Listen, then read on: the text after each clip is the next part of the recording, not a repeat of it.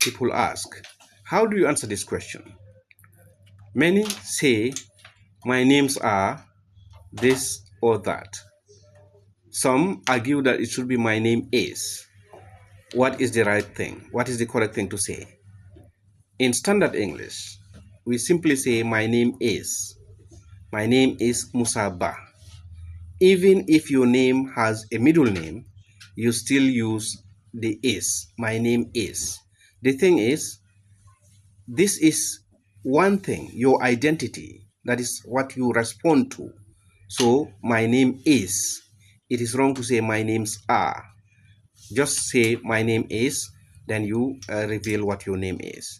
This is the Scribbler Online School, where we offer online classes for junior and senior secondary school students. So if you are interested, either for yourself or your child, my number will be available on this video. Get in touch. Thank you.